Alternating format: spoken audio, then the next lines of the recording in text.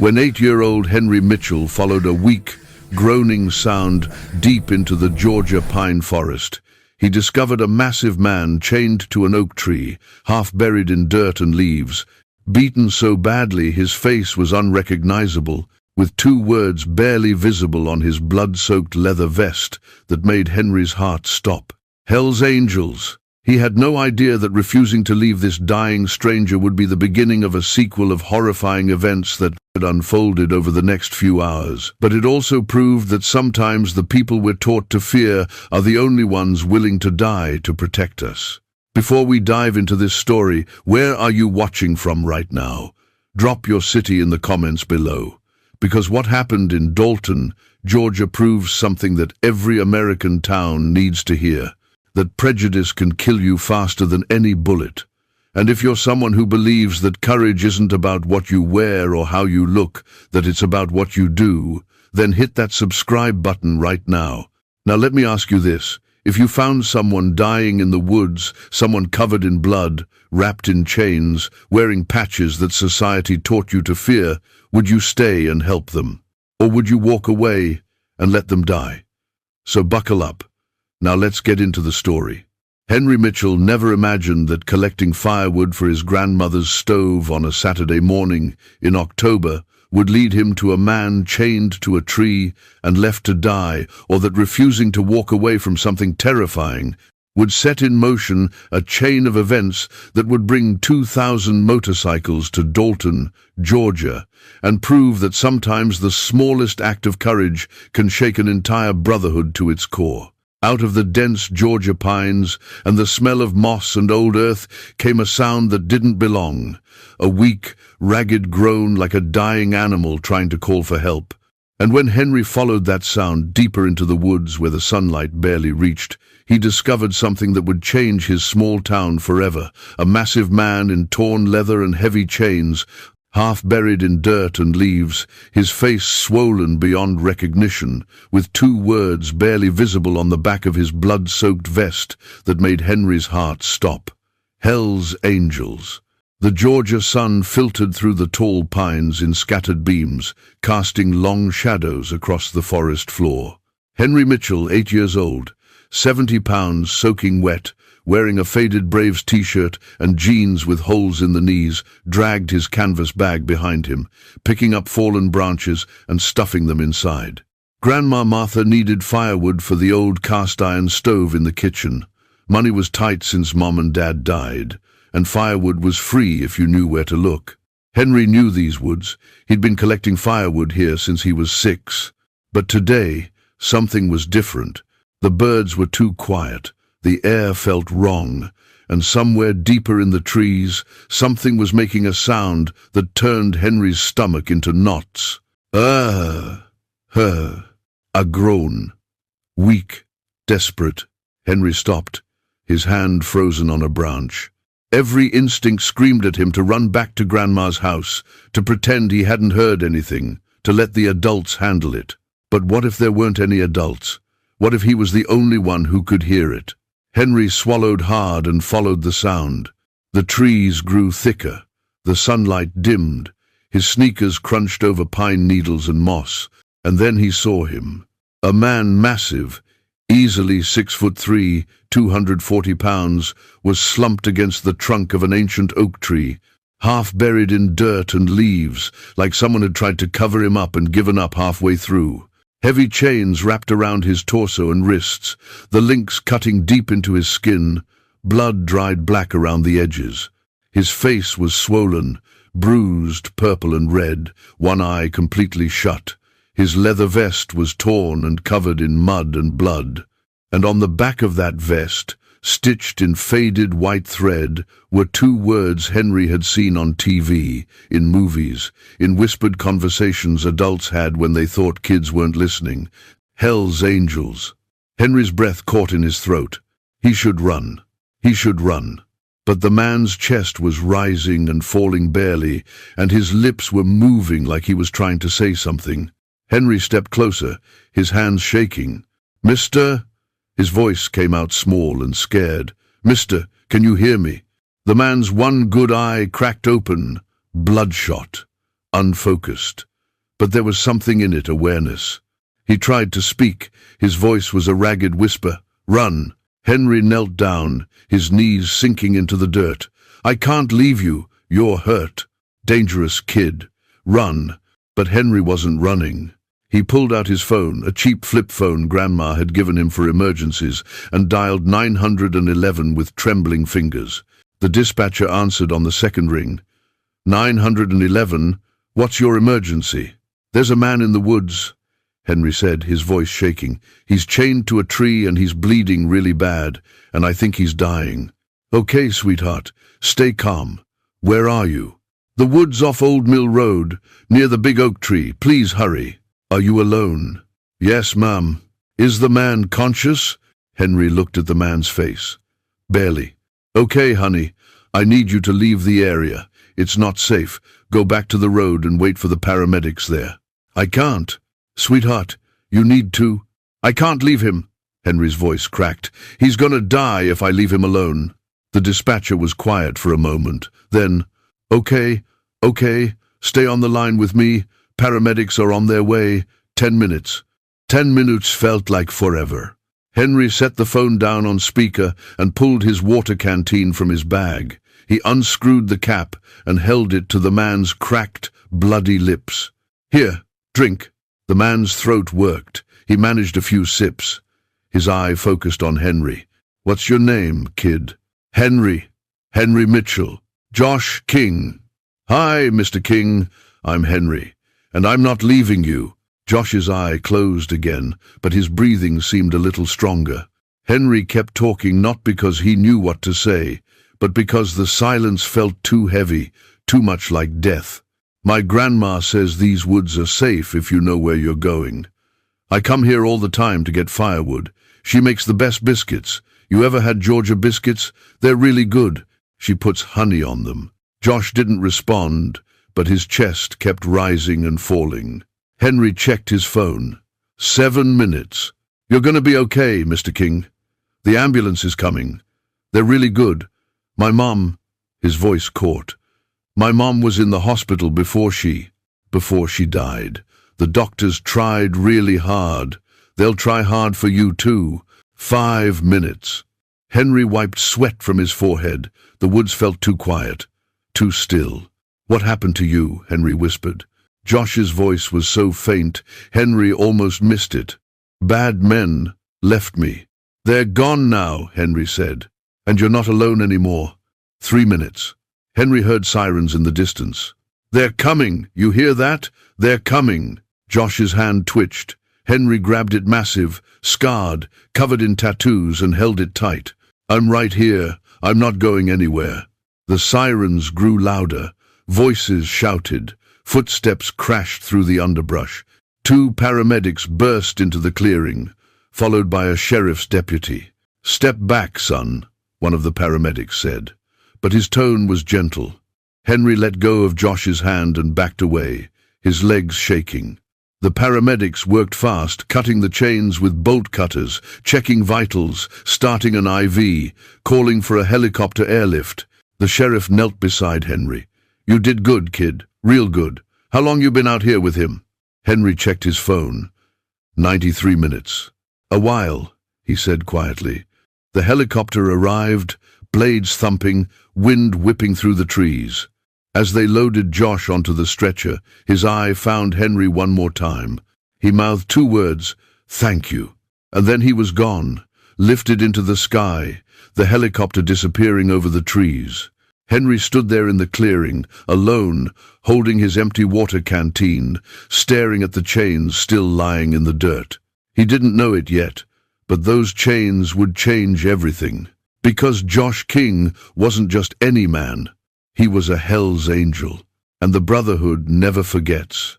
Grandma Martha told Henry he couldn't go to the hospital, said it wasn't proper for an 8-year-old boy to be visiting strange men in the ICU, especially men covered in tattoos and leather who ran with motorcycle gangs. But Henry went anyway. He took the city bus using the $3 he'd been saving for a new comic book, walked through the automatic doors of Dalton Regional Hospital and told the nurse at the front desk he needed to see Josh King. The nurse, a woman in her 50s with kind eyes and grey hair pulled back in a bun, looked at this small, determined boy and said something that made Henry's heart skip. "You're the one who saved him, aren't you?" Henry nodded. She didn't ask for ID or parental permission. She just pointed toward the elevator and said, "Fourth floor, room 407. He's been asking for you." Josh looked smaller in the hospital bed than he had chained to that tree. Tubes ran from his arms, monitors beeped steadily. His face was still swollen, but the blood had been cleaned away, revealing scars Henry hadn't seen before, old ones, the kind that told stories Josh probably didn't talk about. When Henry pushed open the door, Josh's one good eye opened. For a moment, neither of them spoke. Then Josh's voice came out rough and broken. You stayed." Henry stepped closer, gripping the strap of his backpack. "You needed help. That's what you do." Josh's throat worked like he was trying to swallow something too. Big gratitude, maybe, or something heavier. "Kid, you saved my life. Most grown men would have run. Hell, most grown men would have called the cops and disappeared. But you sat there for 90 minutes talking to me about biscuits and keeping me awake." He reached for something on the bedside table, a folded red bandana with a faded death head logo. "This is mine. Been carrying it since I got my patch 15 years ago. I want you to have it." Henry took the bandana carefully, like it might break. "Why?" Josh's voice dropped lower, more serious. "Because the Brotherhood never forgets. Henry, you did something for me that I can't repay, but I'm going to try." Henry didn't understand what that meant. Not yet, but he would. Because 3 hours after Henry left the hospital, Josh made a phone call to a man named Ironclad, Johnny Malone, president of the Hells Angels Georgia Charter, and said 5 words that would shake Dalton to its foundation. "We ride, all of us, for the kid." And somewhere in northern Georgia, in a grimy clubhouse where the Serpents MC planned their next move, a man with a scarred face and dead eyes named Viper Crenshaw saw a local news report about an 8-year-old boy who'd saved a Hell's Angel, smiled a smile that held no warmth, and said to his brothers, "This just got interesting." The call went out across Georgia like wildfire, spreading through dry timber.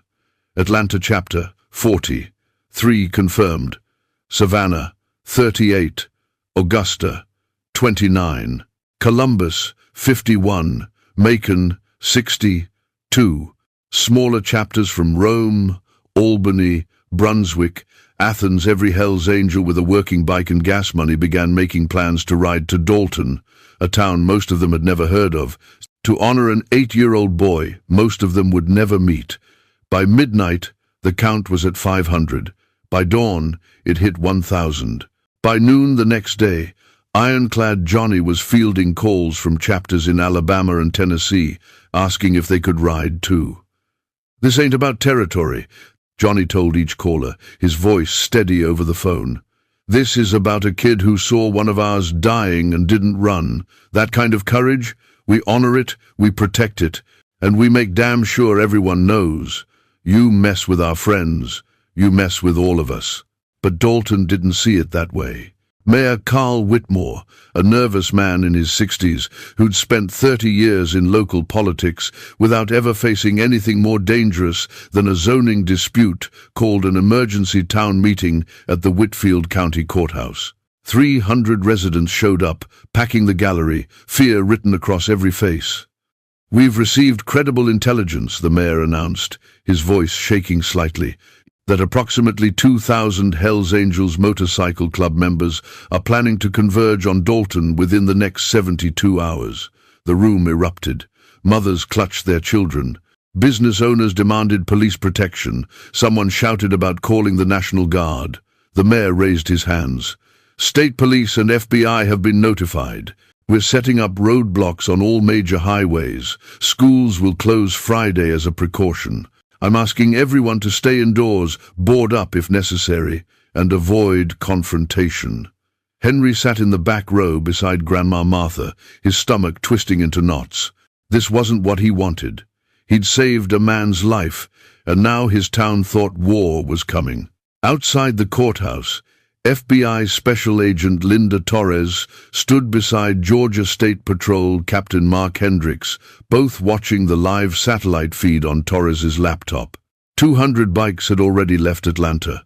Another 100 were rolling out of Savannah. "What's your assessment?" Hendricks asked. Torres closed the laptop. "Honestly, I have no idea. Hell's Angels don't typically organize mass gatherings without a reason.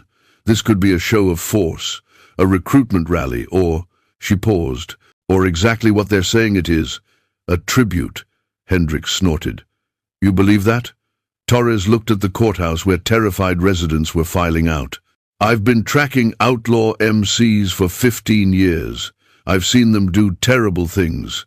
But I've also seen them donate to children's hospitals, escort abuse victims to court, and bury their brothers with more honor than most soldiers get. So yeah, Captain, I think there's a chance this is exactly what it looks like." She just didn't know if Dalton was ready to see it, or if the serpents would let them. By Thursday morning, Dalton looked like a town preparing for siege. Hardware stores sold out of plywood, gun shops ran out of ammunition. The Piggly Wiggly had empty shelves where canned goods used to be. Main Street, usually bustling with tourists heading to the carpet outlets, was a ghost town. Every storefront window was boarded up. Hand-painted signs hung on doors. "Closed until further notice." The First Baptist Church posted a prayer vigil. The Dalton Citizen News ran a front-page headline in 72-point font, "Hell's Angels Descending on Dalton. Town Braces for Impact." Henry walked through town with Grandma Martha, his hands shoved deep in his pockets, Josh's bandana tucked safely in his backpack. People stared. Some whispered. Mrs. Henderson from the church crossed the street to avoid them.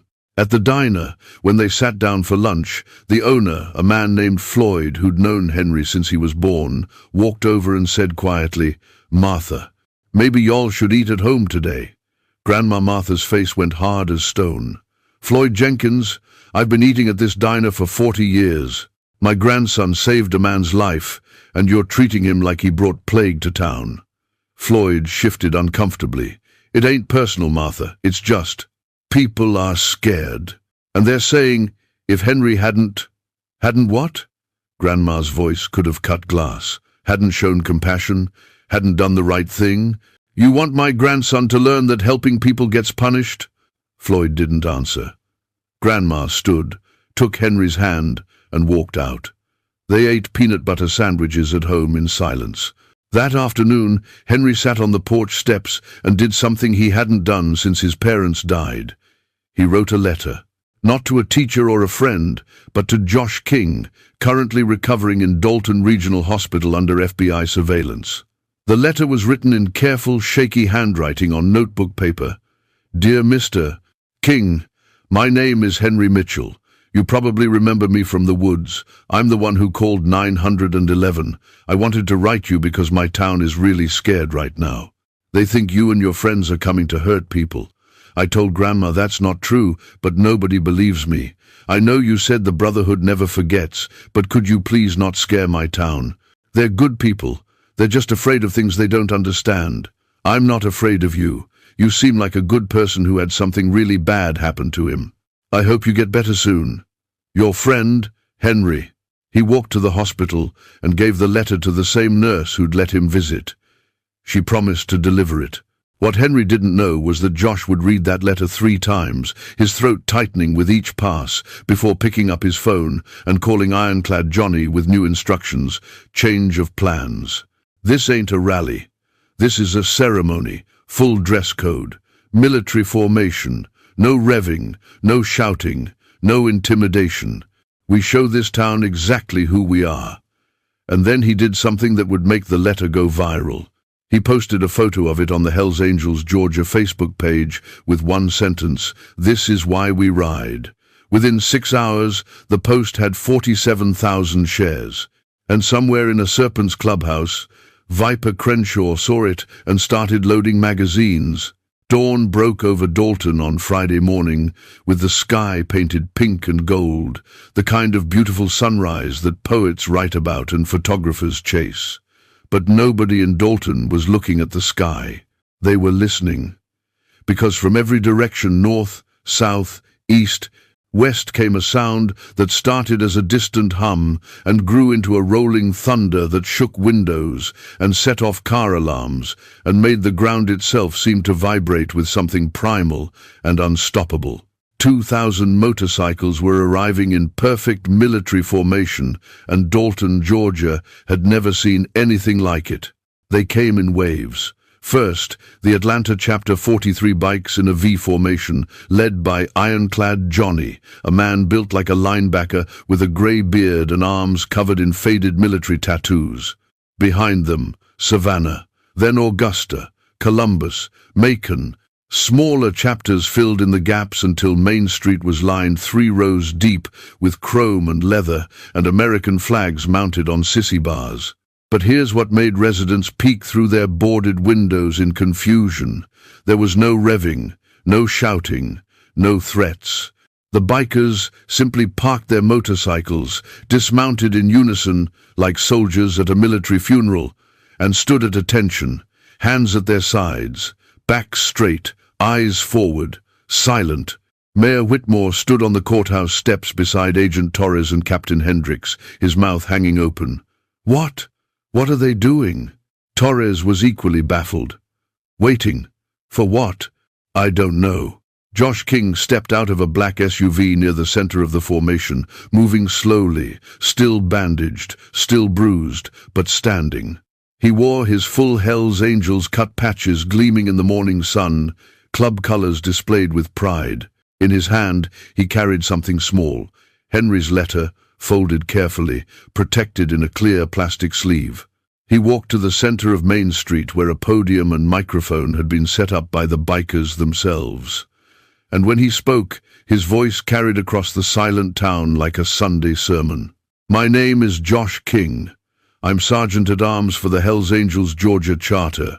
3 weeks ago, I was ambushed by a rival gang, beaten, chained to a tree, and left to die in the woods outside this town. His voice was steady, clear, unapologetic. I would have died there if not for a boy named Henry Mitchell, 8 years old, 70 pounds, carrying a bag of firewood for his grandmother. He held up the letter. Henry found me. He called 911. And when the dispatcher told him to leave because it was dangerous, he refused. He stayed with me for 90 minutes, talked to me, gave me water, kept me conscious. That boy saved my life. The town was silent. Even the wind seemed to hold its breath. So we came here today, 2,000 of us, to do something most of you didn't think Hells Angels were capable of. We came to say thank you. He gestured behind him. Every man and woman standing on this street is a father, a mother, a brother, a sister, a veteran. We've buried friends, we've protected families, and we live by a code. When someone does right by us, we honor it. Then Josh did something nobody expected. He called Henry's name. Henry stood frozen on the courthouse steps, Grandma Martha's hand gripping his shoulder so tight it almost hurt, staring at 2,000 faces turned toward him. His legs felt like jelly. His heart hammered so hard he thought everyone could hear it. Josh's voice came through the microphone again, gentle but firm. Henry, come on down here, son. Grandma Martha looked down at him, her eyes wet. Go on, baby. It's okay. Henry walked down the steps slowly, his sneakers scuffing against the concrete, feeling every eye in Dalton on him, bikers, townspeople, FBI agents, news cameras that had appeared from nowhere. When he reached Josh, the big man knelt down so they were eye to eye, his battered face breaking into a smile that transformed him from terrifying to warm in an instant. You did good, Henry, real good. He pulled something from behind him, a leather jacket, small, child-sized, with Hells Angels patches stitched carefully on the back, and a custom rocker that read, Honorary Member. Josh held it up so the whole town could see. In the Hells Angels, we don't give patches lightly. You earn them through loyalty, courage, and brotherhood. Henry Mitchell earned this the day he refused to leave a dying man in the woods. He helped Henry into the jacket. It fit perfectly. The crowd of bikers erupted not in shouts or chaos, but in a slow, rhythmic clap that built like thunder, respectful and powerful. Henry looked down at the jacket, at the patches, at the weight of it on his shoulders, and felt something he hadn't felt since his parents died. Like he belonged somewhere. Like he mattered. Josh stood, placed a hand on Henry's shoulder, and turned back to the microphone. "We brought something else." He gestured to ironclad Johnny, who walked forward carrying a lockbox. Johnny opened it, revealing stacks of cash, tens, 20s, 50s, hundreds, all carefully counted and bound. $47,000, Josh said, collected from every Hells Angels chapter in Georgia. "We're donating it to Dalton Regional Hospital's Children's Wing in Henry's name." The silence broke, not with fear, but with shock. Mayor Whitmore stepped forward, his face pale, his voice shaking. You're donating?" Ironclad Johnny looked at him with an expression that could have melted steel. "Yeah, Mr. Mayor, we're donating. Because that's what we do. We take care of our communities. We protect kids. And when someone like Henry shows courage, we honor it." He turned to the crowd of residents watching from windows, from porches, from behind barricades. "Y'all spent 3 days boarding up your windows because you thought we were monsters, and I get it. The media, the movies, the stories, they paint us a certain way. But here's the truth. We're fathers. We're veterans. We're men and women who've made mistakes, done time, lost people we loved, and found family on 2 wheels. His voice rose.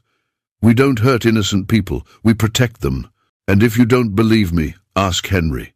Henry looked up at Josh, then at the 2,000 bikers standing in formation, then at his town at Floyd from the diner, at Mrs. Henderson from church, at the mayor and the FBI agents and Grandma Martha, and he said something that would end up on every news station in America. "They're not scary, they're just people, and people helped me when I needed them." The first person to move was Grandma Martha. She walked down the courthouse steps, crossed Main Street, and stood in front of Ironclad Johnny. She was 72 years old, 5'2", and weighed maybe 100 pounds soaking wet. Johnny was 6'4" and built like a tank. She looked up at him and said, "Thank you for honoring my grandson." Then she hugged him.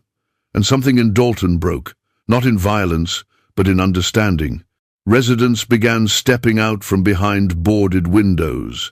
Floyd opened his diner. Mrs. Henderson brought sweet tea. And for the first time in 3 days, Dalton remembered something it had forgotten, that fear and compassion can't live in the same heart. You have to choose. But what nobody saw, not the town, not the FBI, not even the Hells Angels, was the white van parked 3 blocks away with tinted windows and Serpent's MC colors, where Viper Crenshaw watched through binoculars and whispered into a radio. "All units, move into position. We end this today." The diner filled up fast. Floyd, who 3 days ago had asked Grandma Martha to leave, now stood behind the counter, pouring coffee for bikers, his hands shaking slightly, but his smile genuine. "On the house," he kept saying. "Everything's on the house." The booth seats were packed. Bikers sat shoulder to shoulder with townspeople. A Savannah chapter member named Rattlesnake, Pete, showed a group of kids how to tie a proper bowline knot using his bandana. A woman from the Macon chapter, a nurse named Carol, with graying hair and kind eyes, talked to Mrs. Henderson about arthritis remedies. Ironclad Johnny sat at the counter beside Mayor Whitmore, both men eating eggs and hash browns in comfortable silence. The mayor finally spoke. "I owe you an apology." Johnny sipped his coffee. "You were scared. I get it. Still, I should have known better." Johnny turned to look at him. "Most people don't. That's the problem. We wear these cuts, we ride these bikes, and people see monsters before they see men. But Henry, that kid saw a man dying and didn't care about the patch. That's rare." Outside in the town square, someone had set up a folding table with a mason jar and a handwritten sign. "Donations for Dalton Children's Hospital." It started as a trickle, $5 here, 10 there. Then a biker from Augusta dropped in a $100 bill. A Vietnam vet from the Road Kings chapter emptied his wallet. 300. A local family added 200. By noon, the jar was overflowing. Someone brought a second jar, then a third. The local news cameras captured it all. Bikers and townspeople standing side by side, laughing, talking, sharing stories. Henry sat on the courthouse steps with Josh, both of them eating ice cream cones from the Dairy Queen that had reopened specifically for the event. "Mr. King?" "Yeah, buddy. Why did those bad men hurt you?" Josh was quiet for a moment, licking melted chocolate from his thumb. "Because they're scared, Henry. Just like your town was scared of us. Fear makes people do terrible things." "Are they still out there?" "Yeah, they are." What Josh didn't say, what he couldn't say without terrifying the kid, was that the Serpent's MC had lost face when Henry saved him.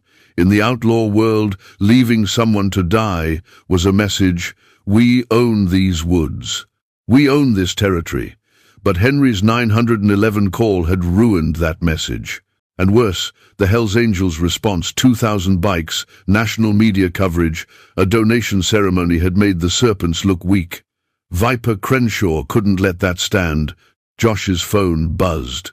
A text from Ironclad Johnny. "Spotter saw Serpent's colors 2 miles out. White van, rifles visible. Get Henry inside. Now." Josh's blood went cold. He stood quickly. Ice cream cone forgotten. "Henry, we gotta go." "But I'm not." "Now, buddy." His voice had changed, harder, sharper, the tone of a man who'd been in combat and knew when death was close. He grabbed Henry's hand and walked fast toward the courthouse, where Agent Torres and Captain Hendricks stood coordinating security. "We've got a problem," Josh said quietly. "Serpents, inbound, armed." Torres's hand went to her sidearm. "How do you know?" "Because they tried to kill me once. They're going to try to finish the job, and they won't care who gets in the way." Hendricks grabbed his radio. "All units, code red. Possible hostile inbound. Repeat, code red." But before anyone could move, before the state police could form a perimeter, before the FBI could evacuate the square, the white van screeched around the corner of Main Street doing 60 miles an hour, side door sliding open, and 5 men in Serpent's cuts leaned out with AR, 15 seconds, AK-47 seconds, and enough hate in their eyes to burn the whole town down. The first shots shattered the morning like breaking glass, screaming, chaos, people diving for cover, and in that moment, 2,000 Hells Angels did something that would define them forever. They didn't run. They didn't shoot back. They formed a wall. A human wall between the gunfire and the innocent people of Dalton, Georgia. And they held the line. The sound of automatic weapons fire in a small Georgia town is something nobody forgets. It's not like the movies, clean, dramatic, orchestral. It's chaos. It's screaming and glass shattering and the wet, sickening sound of bullets hitting flesh. The white van's side door was open and 5 serpents leaned out, firing into the crowd with the kind of reckless abandon that comes from men who've already decided they're dead and want to take as many people with them as possible. Viper Crenshaw was driving, his scarred face twisted in a grin, his voice screaming through the radio. "Light them up! All of them!" But the Hells Angels didn't scatter. They moved like a machine, like soldiers who'd trained for this moment, even though they never expected it.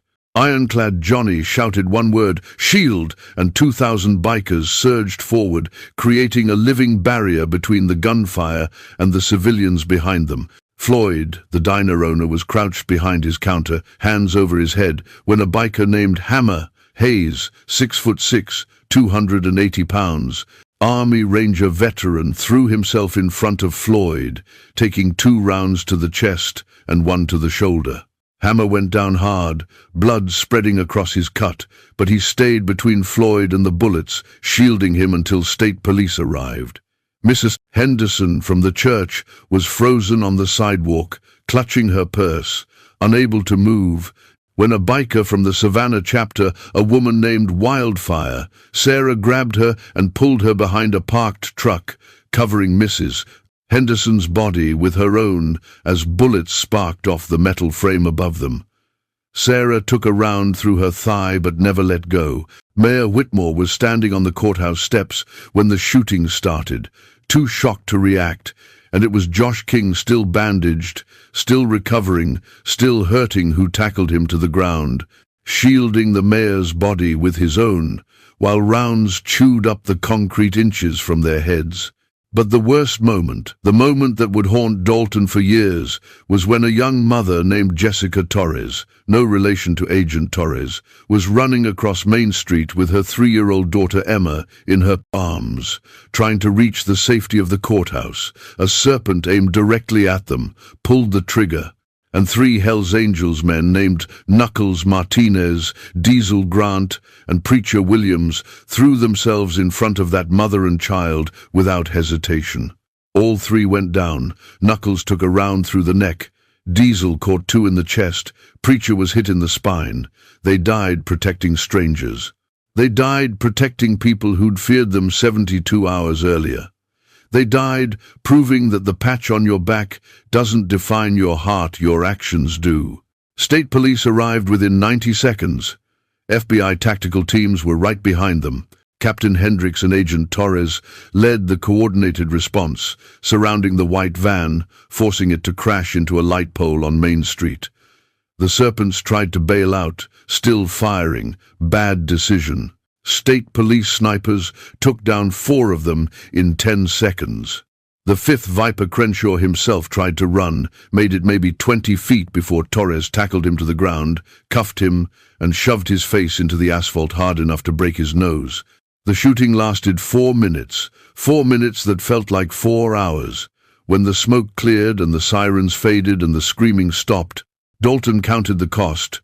12 Hells Angels shot, 3 dead, 7 civilians wounded, none killed, because every single bullet that would have hit a civilian was stopped by a biker's body. Josh King sat on the courthouse steps, blood running down his arm from a graze wound he didn't remember getting, watching paramedics work on Hammer, on Sarah, on the others. Henry ran to him, tears streaming down his face, and Josh pulled the boy close, holding him tight. "It's okay, buddy. It's over. They tried to hurt everyone," Henry sobbed. "Why?" Josh's voice was hoarse. "Because hate is easier than understanding. But today, Henry, you saw something most people never see. You saw what courage really looks like." And all across Dalton, residents emerged from cover shaking, crying, alive, and saw Hell's Angels lying bleeding on the pavement because they'd chosen to be shields instead of soldiers. The question wasn't, who are these people anymore? It was, how do we ever repay them? 1 year later, Dalton, Georgia, looked different. Not in the buildings or the streets or the storefronts, those were the same, but in the people. In the way Floyd served coffee to bikers without hesitation. In the way Mrs. Henderson volunteered at the Children's Hospital wing that bore a plaque reading, "Donated by the Hells Angels Georgia Charter in honor of Henry Mitchell." In the way Mayor Whitmore stood at town meetings and reminded everyone that prejudice almost cost them their lives, and it took 2,000 bikers to teach them what courage really means. The memorial was dedicated on a Saturday morning in October, exactly 1 year after Henry found Josh in the woods. 3 bronze statues stood in the center of the town square. Knuckles Martinez, Diesel Grant, Preacher Williams, 3 Hells Angels who'd given their lives protecting strangers. Below the statues, an inscription: "Greater love has no one than this, to lay down one's life for one's friends." John 15:13. Henry stood at the podium, now 9 years old, wearing his honorary member jacket, his voice steady as he read from a prepared speech. "A year ago, I found a man dying in the woods. I didn't know who he was. I just knew he needed help. My town was scared when his friends came. They thought bikers were dangerous. But when the real danger came, those bikers didn't run. They protected us, they saved us, and some of them died for us." He looked at the statues. Mr. Martinez had 3 kids. Mr. Grant was a Marine. Mr. Williams was a preacher before he got his patch. They were fathers and brothers and friends, and they were heroes. His voice cracked. Heroes don't always wear uniforms. Sometimes they wear leather. Sometimes they ride motorcycles. Sometimes they look scary. But that doesn't matter. What matters is what they do when it counts. The crowd, 200 residents, 50 Hells Angels, state officials, and national media stood in silence. Grandma Martha cried quietly. Josh King stood beside the statues, his hand resting on Preacher's bronze shoulder, his throat too tight to speak. Then Mayor Whitmore stepped forward with a lockbox. Last year, the Hells Angels donated $47,000 to our hospital. This year, the people of Dalton raised $103,000 to establish the Henry's Heroes Foundation, a program providing support, mentorship, and resources to at-risk youth across North Georgia. He opened the box, revealing the charter documents. This foundation is run jointly by the town of Dalton and the Hells Angels Georgia Charter, because we learned something that day. We learned that brotherhood isn't about blood or background. It's about showing up when people need you most. The ceremony ended with the burial of a time capsule beneath the memorial.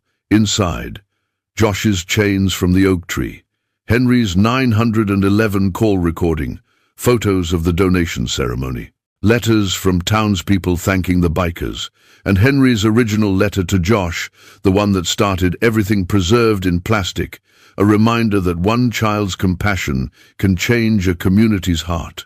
As the crowd dispersed, Josh walked over to Henry, carrying a helmet small, custom painted with flames, and the Hells Angels' death head. "You ready for that ride I promised you?" Henry's face lit up. "Really? Really? But you gotta ask your grandma first." Grandma Martha smiled. "Go on, baby, but you be careful." Josh lifted Henry onto the back of his Harley Softail, a massive bike that rumbled like distant thunder. "Hold on tight, little brother." They rode through Dalton, down Main Street, where residents waved, past the diner where Floyd gave them a thumbs up, past the church where Mrs. Henderson smiled, and out toward the woods where it all began. The Georgia pines stood tall and green, the sunlight filtering through in scattered beams, the air smelling like moss and old earth. Josh stopped the bike near the ancient oak tree where he'd been chained and dying a year ago. The chains were gone, buried in the time capsule, but the tree remained scarred, strong, still standing. "You know what I learned, Henry?" Josh asked, pulling off his helmet. "What?" "That the world's full of people who judge you by what you look like, your patch, your ink, your ride. But you saw a man who needed help. That's all that mattered." Henry looked up at him. "You would have done the same." Josh smiled. "Maybe. But you did it first." They rode back to town together, the sun setting behind them, painting the sky orange and gold, the kind of beautiful ending that poets write about and photographers chase. And somewhere in that small Georgia town, a community that had once boarded up its windows in fear now left its doors open, because they'd learned something that year. They'd learned that monsters aren't defined by leather or chains or motorcycles. Monsters are defined by hate, and heroes are defined by who they protect when violence comes calling. Henry Mitchell was a hero. Josh King was a hero. And the Hells Angels Georgia Charter, 2,000 strong, loyal, fierce, and unbreakable, were heroes too. Because when a child in danger needs help, the Brotherhood doesn't ask questions, they just show up, and they never, ever leave you behind. Let the world see what happened when Henry Mitchell made a 911 call that brought 2,000 Hells Angels to Dalton, Georgia. Let them see how a town that boarded up its windows learned that monsters aren't defined by leather vests and chrome motorcycles. They're defined by hate, fear, and the refusal to see humanity in people who look different. Subscribe now for more stories like this. Stories about children who see past prejudice, bikers who become human shields, small towns transformed by sacrifice, and brotherhood that doesn't just talk about loyalty, but proves it with blood. And check out the 2 videos showing on your screen right now, specially crafted for you. Until next time, ride with honor.